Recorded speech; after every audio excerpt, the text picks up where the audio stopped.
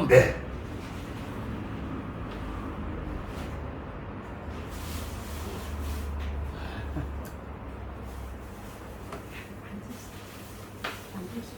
한계숙 집사님? 아이, 몇 달 만에. 할렐루야. 할렐루야. 반갑습니다. 환영합니다. 건강하셨고요. 예. 참 잘하셨어요. 오늘 참 잘하셨어요. 자, 2025년 절반이 훌쩍 지났어요. 정말 쏜살같이 지나갔어요. 오늘 7월 첫째 주일이잖아요. 사실 한국교회는 맥주 감사절이라고 해가지고 옛날에 초창기 보리농사를 자세히 오늘 그 추수감사절이 두 번 지내는, 아마 지금도 아마 오늘 할 것으로 생각하는데요. 이제 지금 우리 상황은 보리농사를 진 것도 없거니와, 그래서 이제 추수감사절은 맥주감사절은 생략을 했는데, 그 대신 오늘 우리는 세례받는 분이 계시기 때문에 세례식을 하고 성찬식을 하는. 근데 오늘 한계수 지사님이 몇 달 만에 오셨나? 반년 만에 오셨나 본데? 너무 오래만에 오셨네. 좀 자주 왔다 갔다 하셔야지 이렇게. 자, 그래서 오늘 아주 매우 특별한 주일을 맞이하게 됐고 얼마나 감사한지 모르겠습니다. 여러분 아시는 것처럼 세례식하고 성찬식은 예수님께서 직접 해라, 세례를 줘라, 성찬식을 해라, 이렇게 직접 만드신 제도라고 하는 것을 우선 기억을 하세요. 이제 말씀을 좀 쭉 드려 나가겠지만은 도대체 왜 세례를 받으며 왜 성찬식을 하는가, 결론부터 말씀드리면, 우리가 세상 나라에 살고 있지만 하나님의 선택을 받고 예수를 믿음으로 말미암아 우리가 구원을 받았다.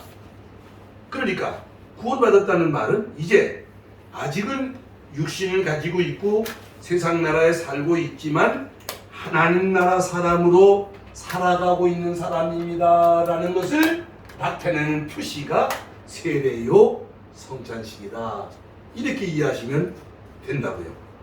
그러니까 신앙적으로나 영적으로 굉장히 중요한 의식입니다. 이거는 습관적으로 형식적으로 그냥 해 제키는 그런 의식이 아닙니다. 이것을 준비하는 목사는 한 주간 내내 비상한 마음으로 기도하면서 준비하고, 또 참여하는 분들도 기도하면서 참여하시고, 이제 더 중요한 게 뭐냐면 세례를 받을 때 또는 성찬식에 임할 때 성령이 임하시는, 성령이 오시는 그런 체험을 함께 할 수 있어야, 그래야 진짜 세례식이고 진짜 성찬식이 된다. 그래서 이제 한 20분 말씀을 드리겠지만은, 이미 뭐 세례 받은 분도 계시고 오늘 세례 받아야 되는 분이 계시지만은, 뭐 오늘 받던 뭐 전에 받으셨던 간에 다시 한번 세례가 갖는 의미, 성찬식이 갖는 의미를 다시 한번 우리가 확실하게 정리를 하는 시간을 이 시간 가지면서 은혜 받는 시간을 갖기를 원합니다. 자, 본문 말씀은 사도행전 2장 37절부터 42절까지 말씀을 조금 전에 읽으셨는데요. 사실 시간 때문에 제가 톡 하고 친 거예요. 그 앞에 부분을 보면은 우리 한계수 지사님 책이 여기 있습니다. 제가 잘 보관하고 이자저자 오시면 드리려고 내가 보관하고 있었지. 우리가 그럼 그렇지. 아까 생각 못했네. 베드로 사도가 성령 세례를 받고 난 다음에 많은 사람들 앞에, 여러분들 우리는 지금 술에 취한 게 아닙니다, 이거 지금 성령 세례 받은 겁니다 하고 설교를 해요. 그 앞에 그 2장 쭉 보면 베드로가 11사도와 함께 서서 소리를 높여 이르되 하고 설교를 쭉 한다고요. 그 설교를 쭉 굉장히 길어. 14절부터 5절까지가 베드로 설교거든요. 그 쭉 설교하고 나니까 듣던 사람들이 다 같이 사람들이 뭐라 그랬어? 37절 읽으세요. 시작. 그들이 이 말을 듣고 마음에 찔려 베드로와 다른 사도들에게 물어 이르되 형제들아 우리가 어찌할꼬. 베드로의 설교를 듣더니 예? 그러면 우리가 얼마 전에 십자가에 죽인 예수님이 그분이 메시아단 말입니까? 그럼 우리가 어떻게 하면 좋습니까?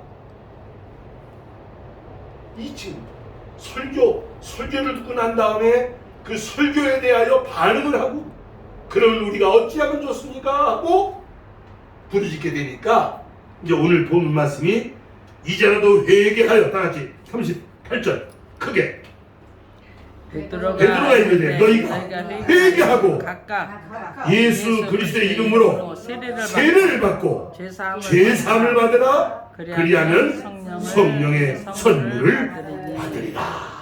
약간 말하는 거예요.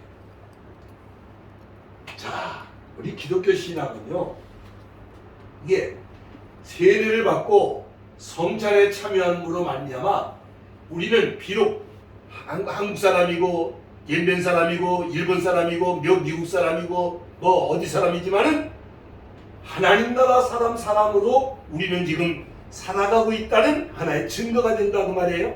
이 세례받고 성찬에 참여하는 것이.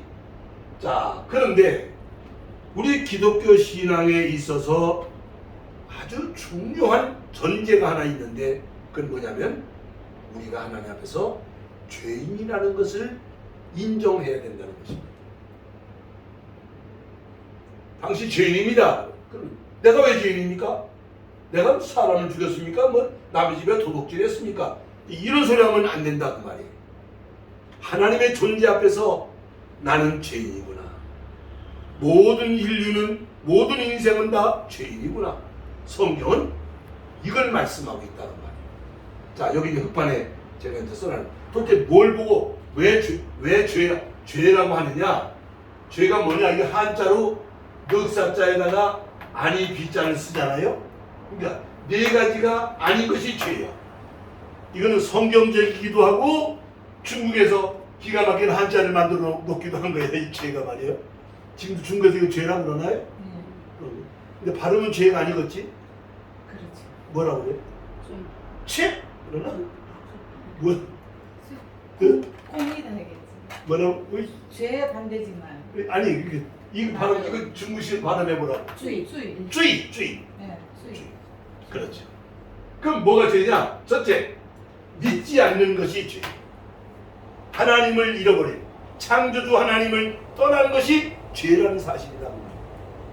하나님이 어디 있느냐? 보이지 않는데 세상에 보이는 것만 있습니까? 바람도 안 보여요. 마음도 안 보입니다. 생각도 안 보여요. 보이지 않지만 하나님이 존재한다는 사실을 믿고 그 하나님을 섬겨야 되는 인생들인데 보이지 않는다고 하나님을 떠나서 보이는 신을 만들어 놓고 섬기고 있어. 이게 무서운 죄예요. 온 인류가 다 죄. 하나님은 믿지 않는 죄. 두 번째는 옳지 못한, 의롭지 못한 것. 의는 옳은 것은 누가 옳은 거예요? 하나님만 옳으셔요. 또 바르지 않은 것. 누가 바라요? 하나님만 바르셔요. 그러니까 하나님에게 기준을 맞춰 봤을 때 하나님의 의에 해당되지 않고 하나님의 바름에 해당되지 않으면 그 죄가 된다는 말이에요. 그 다음에 알고도 행하지 않은 죄. 몰라서 못하는 수도 있지만은 아는데도 안 했어, 못했어. 그 죄다 그 말이에요. 자, 이렇게 듣고 보면 여러분, 내가 죄인일까요? 아닐까요? 죄인일 수밖에 없습니다. 모든 인류가 죄인일 수밖에 없습니다. 이러한 죄인을 구원하시려고 하나님의 아들이 세상에 오셔서 십자가에서 피를 흘려 죽으심으로 죄인된 우리들이 구원받을 수 있는 길을 열어주신 것이 예수님이시고 예수님의 십자가다 믿으시면 아멘 하시기 바랍니다. 예. 자, 그러니까 이제 세례가 뭔가 이제부터 세례에 대한 내용을 찾아봅니다. 성경 다 찾으세요. 마태복음 28장. 사복음서니까 신약성경 맨 앞에 마태복음 28장. 그렇죠. 이제 잘 찾으시죠. 자, 19절하고 20절만 18절부터 마태복음 28장 18, 19, 20절 읽으시면 됩니다. 잘 읽으셔야 돼요. 이거 세례를 왜 하는가, 왜 받는가? 28장 마태복음 28장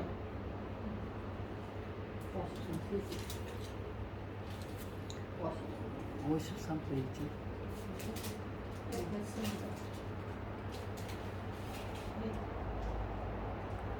마태복음 28장 18, 19, 20절 시작. 예수께서 나와 말씀하여 이르시되 하늘과 땅의 모든 권세를 주셨으니 그러므로 너희는 가서 모든 민족을 제자로 삼아 아버지와 아들과 성령의 이름으로 세례를 베풀고 내가 너에게 분부한 모든 것을 가르쳐 지키게 하라. 볼지어다 내가 세상 끝날까지 너희와 항상 함께 있으리라 하시니라. 아멘. 아멘. 예수님이 명령하신 거예요. 예수님이 제정하신 거예요. 그러니까 수많은 사람들 가운데 다 죄인들인데 그 중에 하나님의 택하심을 받고 예배당에 올라와서 예수님을 믿는다고 영접하면 세례를 베풀어라. 그 말이에요. 여러분, 세례는요 일생에 몇 번 받아? 한 번. 한 번밖에 안 받습니다. 그래서 나는 언제 어디서 누구한테 세례 받았는가를 기억을 하게 되는 것입니다. 저 같은 경우는 1962년 4월 부활절 때 천안성결교회 강아무개 목사님으로부터 전 세례를 받았습니다. 학생 때 중학교 3학년 이렇게 기억하는 겁니다.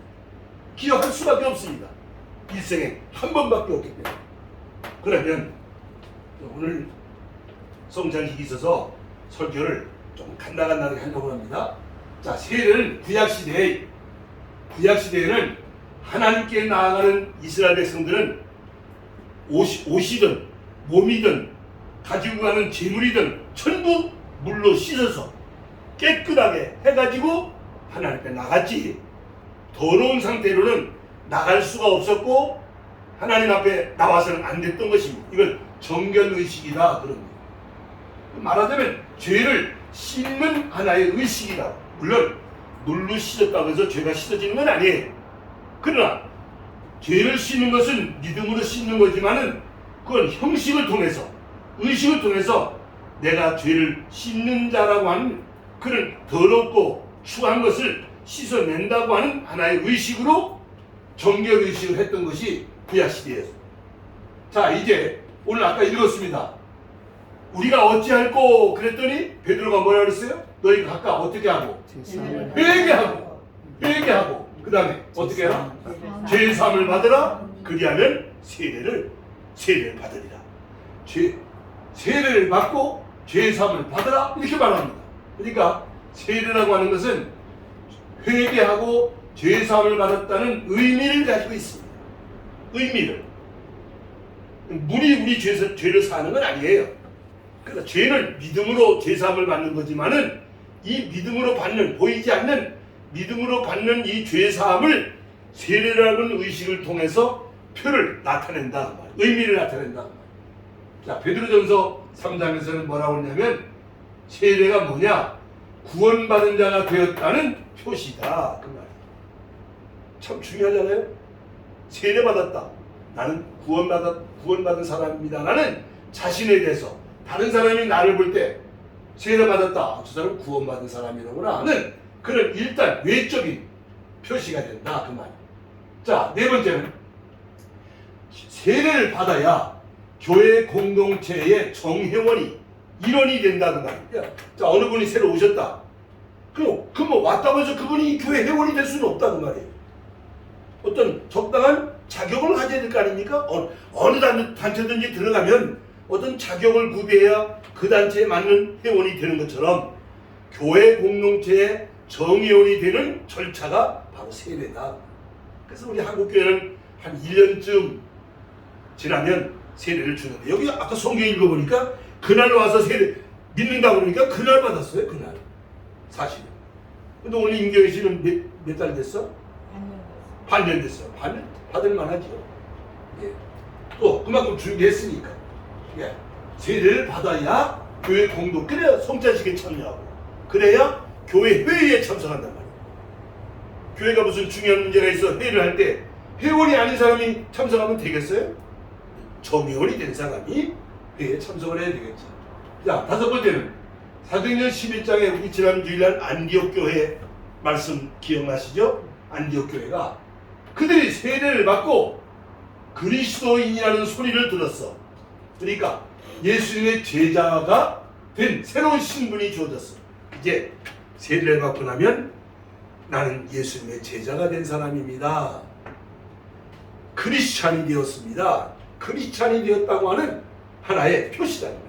그리스도인이 되었다고 하는 증거가 된다는 말이에요. 이제 신앙적으로 중요한 것은 로마서 6장 4절에 있는 말씀인데요. 세례는 뭐냐면 예수님하고 같이 죽고 예수님하고 같이 다시 나는 산 자가 되었습니다 라는 신앙의 표현이라는 말이에요. 예, 원래 이제 침례라고 그래가지고 베티스트 그러는데요. 물 속에다가 물에 푹 담궜다가 이렇게 세우거든요.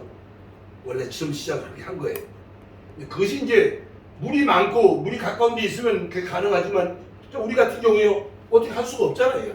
이래서 이제 가볍게 그 상징적으로 머리에다가 이제 물을 이렇게 끼얹으면서 세례를 하게 되는데 의미는 같은 거예요. 나는 따뜻하세요. 나는 세례를 받음으로 예수님과 함께 죽었습니다. 예수님과 함께 살아났습니다. 그것을 의미하는 것이 세례식이다. 마지막으로 이게 더 중요한 거예요. 이게 우리가 한국 사람이고 예멘 사람이고 일본 사람이라고 세상적으로 보면 그렇게 말하지만은 세례를 받고 나면 어디 사람으로? 하나님 나라 사람으로의 삶이 시작된다는 의미가 있다. 그래서 하나님 나라 사람으로 살아가는 삶은 어떻게 시작하는 거냐? 지금 우리가 수요일마다 뭐 하죠? 예수님이 산에서 가르친 산상수 강의하잖아요. 지금 마음이 가난한 자, 애통하는 자, 온유한 자, 마음이 청결한 자, 이게 다 바로 세례받은 사람은 그렇게 살아가야 된다고 하는 것을 가르친 것이다. 이 세례받는다는 게 굉장히 중요한 거예요. 사실은요, 세례를 받아놓고도 세례받지 않은 사람하고 똑같이 생각하고 살아가는 사람들이 많아요. 세례를 잘못 주고 잘못 받아서 그런 거죠. 특히 한국에 이제 군인 부대에 가서 뭐 몇백 명, 몇천 명을 한꺼번에 세례를 준다고 그래가지고 와서는 내가 몇천 명한테 세례를 줬습니다. 그때 군대 가서 세례 받았다고 제대하고 나서 신앙생활 아는 사람이 너무나 많아요. 물론 그 중에 또 하는 사람도 있겠지만은 세례는 함부로 주고 함부로 받아서는 안 되는 참 소중한 신앙적인 하나의 의식이고 행위다. 여기까지 이해가 되시면 아멘 하시기 바랍니다. 아멘. 그래요. 그러니까 이제 오늘 세례 받는 사람은 이렇게 되었다는 얘기고, 이 세례를 먼저 이미 받으신 분들은 아, 내가 이렇게 지금 살아가고 있었는가를 돌아보면서 아무래도 좀 찔리는 게 좀 있을 것 같은데 그렇게 못 산 것 같아요. 그렇게 못한 것 같아요. 사람이 불안전하니까. 그래서 자, 성찬식을 하게 되는데 성찬식은 언제 하느냐? 수시로 해요. 일본 교회는 한 달에 한 번씩 한대. 어떤 교회는 매주일 하는 교회도 있어. 저는 목회하면서 1년에 4차례 정도 합니다. 1월 1일 날, 고난주간에, 7월 달에, 10월 말 종교개혁기념주일에, 아니면 이제 또 다른 어떤 이유가 생기면 성찬식을 할 수가 있습니다. 뭐 법이 정해진 건 아니에요. 교회가 은혜가 되는 대로 하면 되는데, 자, 성찬식을 통해서 세례받은 사람들이 다시 한번 다 같이 어떻게 하고 회개하고 다시 한번 어떻게 하고 감사하고 다시 한번 어떻게 하고 결단하는 시간을 갖는다. 사람이 뭐 한번 세례받고 나서 뭐 완전해질 수 있나요? 그렇지 못하거든요. 그러나 그랬던 사람들이 성찬식을 할 때마다 다시 한번 처음 세례받을 때로 돌아가는 거지. 성찬에 참여하면서 건성으로 하는 게 아니라 처음 세례받을 때의 그 믿음으로 회복을 하는 것이 성찬식이다. 그러면 성찬식은 뭐냐? 자, 누가복음을 찾습니다. 누가복음은 마태복음 뒤에 있어요. 마가복음 뒤에 누가복음 있어. 종이가 얇으니까 한꺼번에 많이 넘어가지 말고 조금씩 넘어가. 그럼 누가복음 22장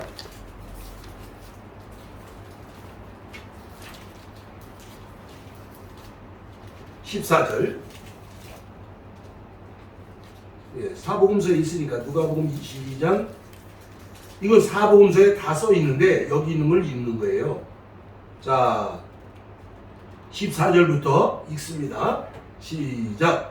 때가 이르매 예수께서 사도들과 함께 앉으사 이르시되 내가 고난을 받기 전에 너희와 함께 이 유월절을 먹기를 원하였노라. 내가 너희에게 이르노니 이 유월절이 하나님 나라에서 이르기까지 다시 먹지 아니하리라 하시고, 이에 잔을 받으사 감사 기도하시고 이르시되 이것을 갖다가 너희끼리 나누라. 내가 너희에게 이르노니 내가 이제부터 하나님 나라가 임할 때까지 포도나무에서 난 것을 다시 마시지 아니하리라 하시고, 또 떡을 가져 감사 기도하시고 떼어 그들에게 주시며 이르시되 이것을 너희에게 위하여 주는 내 몸이라. 너희가 이를 행하여 나를 어떻게 하라?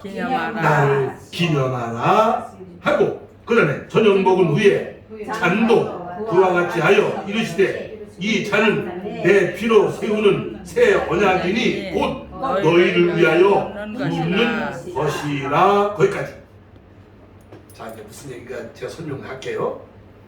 예수님이 내일이 뭐야? 오늘 밤이지. 오늘 밤 늦게 겟세마네 동산에 감람산에 기도하러 올라가셨다가 이제 붙들려 가고 내일 십자가에 죽으시는 거예요. 그게 마지막, 이거 최후의 만찬이라고 하는 거예요. 여러분, 마지막 12제자하고 이렇게 앉아서 이제, 자 보세요. 제 모양을 보세요. 그 떡이 빵 있잖아, 빵. 이만한 빵을 만든단 말이에요. 이게 6월절이기 때문에 누룩을 넣지 않은 빵을 이제 화덕에서 뽑아내서 빵을 뜯어서 이렇게 이제 지금도 한국교회에서는 그대로 어디서 빵을 사다가 그렇게 성찬식을 하는 교회도 있어요. 근데 물론 인원이 지금은 우리도 할 수 있어 그렇게.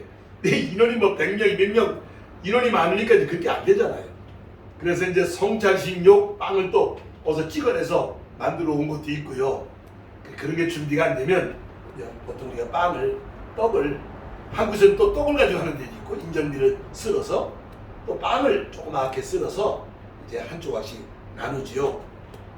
그리고 이제 빨간 색깔이 있는 음료, 뭐 포도주가 됐든 포도즙이 됐든, 그럼 예수님이 십자가에서 흘린 피를 의미하고 예수님이 십자가에서 죽은 살을 의미하는 잔을 들고 떡을 마시는 거란 말이야. 근데 예수님께서 이렇게 하시면서 이거를 행하여 나를 기념하라. 제자들은 지금 떡도 받아먹고 잔도 마셨는데 이게 지금 왜 했는지를 몰라.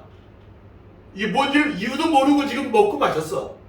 그런데 십자가에 죽고 난 다음에서야, 부활하시고 난 다음에서야 이게 그거였구나 하고 깨닫는 거죠. 그래서 자, 고린도전서를 찾으세요. 고린도전서는 이제 뒤로 조금 가야지. 뒤에는 사도행전, 로마서가 있고 사도행전이 있고 그 다음에 고린도전서가 나와요. 예.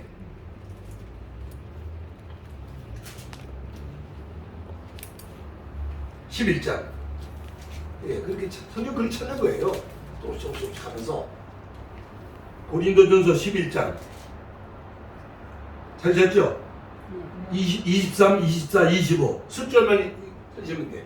23, 24, 25 세 줄만 시작. 내가 너희에게 전하는 것은 주께 받은 것이니 곧 주 예수께서 잡히시던 밤에 떡을 가지사 축사하시고 깨어 이르시되 이것은 너희를 위한 내 몸이니 이것을 행하여 나를 기념하라 하시고 19에 또한 이와 같이 잔을 가지시고 이르시되 이 잔은 내 피로 세운 새 언약이니 이것을 행하여 마실 때마다 나를 기념하라 하셨으니 너희가 이 떡을 먹으며 이 잔을 마실 때마다 주의 죽으심을 그가 오실 때까지 전하는 것이니라. 아멘. 할렐루야. 할렐루야. 자, 성찬식이 뭔지 아시겠죠? 네, 세례받은 사람들이 성찬식에 참여해서 빨간 색깔의 음료를 마시고 조그마한 떡 한 조각을 받아 먹으면서 예수님의 십자가의 죽으심을 어떻게 하라고? 기념하라고. 기억해라. 나를 위해서 십자가에 죽으심. 온 인류를 위해서 하나님의 아들이 십자가에 죽으신 것을 생각하고 기념하라는 것이 성찬식이다. 그럼 이제 천주교에서는 이제 이 성찬을 하잖아요. 이제 신부가 앞에서 신부들이 쭉 앞으로 나가서 받아 먹습니다. 이렇게 쭉 나눠줘요. 이렇게. 그럼 이제 떡을 받아서 여기다 탁 넣잖아. 그러면 그 떡이 들어가면서 예수님이 살이 된다. 잔을 또 하나씩 줘요. 그 잔이 넘어가면서 예수님 피가 된다. 천주 캐톨릭 교회에서는 화채설이다. 그래서 그게 피로 변하고 살로 변한다고 그렇게 가르쳐요. 그건 잘못된 거예요. 그렇게 되는 건 아니에요. 떡은 떡이고 음료는 음료예요. 다만 우리가 분명히 알아드리겠습니다. 이와 같은 성찬에 참여하고 있을 때 누구가 임재하시게 됩니다? 성령이 임재하시게 됩니다. 이게 중요한 겁니다. 성찬식을 하는데 성령이 임하지 않으면 밋밋하고 뭐 받아도 그만, 뭐 마셔도 그만, 아무런 감각이 없습니다. 그러나 성령이 임하시면 이것을 받는 순간에 내 마음이 울컥하고 마음이 뜨거워지고 내 믿음이 새로워지고 내가 잘못된 것을 하나님 앞에 회개하게 되어지고 그런 역사가 이 성찬식 때 일어나게 되는 거예요. 일어나야 되는 거예요. 성령이 임재하시고 감동하시고 역사하심으로써 다시 한번 내 신앙을 내가 구원받은 자라는 사실을 확증시켜 주는 것이 성령 역사이시다. 얼마나 중요한 것입니까? 그래서 오늘 물로 세례를 받지만은 우리는 어떤 세례를 또 받아야 되냐면 성령 세례를 또 받아야 되는 이유가 여기에 있는 것입니다. 물 세례만 가지고는 안 됩니다. 성령 세례를 받음으로 성령이 수시로 나를 깨닫게 만들고 회개하게 만들고 정신 차리게 만들고 자빠지다가도 넘어지다가도 내가 우리 신앙생활이 그래요. 가만히 보면요. 제가 얼마 전에 무슨 영상도 하나 보내드린 것을 잘 차분하게 보셨는지 모르지만 찬송을 부른다고 막 날려보고 지친단 말이에요.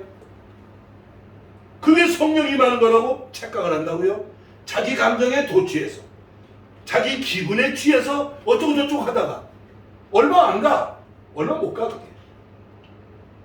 성령을 감동을 받으면 오래 가는 것이고 또 떨어질 때쯤 되면 내가 다시 한번 하나님께 엎드려져서 회개하고 또 은혜를 구하고 또 믿음을 새롭게 하는 것이고 살아있는 믿음이니까요. 죽은 믿음이 아니니까요. 순수한 믿음이니까요. 불순하면 안 되니까요. 그래서 우리가 오늘 세례를 받고 성찬에 참여하게 되고 전에 세례를 받았기 때문에 오늘 성찬에 참여하시길 때 반드시 회개하는 마음, 감사하는 믿음, 결단하는 중심을 가지고 성령께서 역사하시기를 기다리면서 이 성찬에 참여해서 오늘 저와 여러분들이 믿음을 새롭게 하는 시간 되시기를 주님의 이름으로 축복합니다. 아멘. 저는 오늘 아침에 제 집사람하고 얘기하면서 그랬어요. 오늘 몇 분이 나올는지 누가 오실지 안 오실지 난 모르지만은 난 오늘 성찬식은 내가 진리하는 목사지만은 내 평생 처음 내가 이 성찬에 참여하는 심정을 가지고 내가 오늘 성찬을 통해서 다시 한번 하나님 앞에서 내 심령을, 내 믿음을, 내 사명을 내가 다시 한번 새롭게 해야지. 그렇게 해주시기를 원합니다. 그렇게 기도하는 마음을 가지고 우리 오늘 성찬에 참여하자고 집사람하고 대화를 하고 준비를 했습니다. 형식적인 습관적인 그런 세례나 그런 성찬은 의미가 없습니다. 하나님 앞에서 두려운 마음을 가지고 성찬에 참여를 해야 되는 것이다 하는 얘기입니다. 자, 우리 찬송 부르시면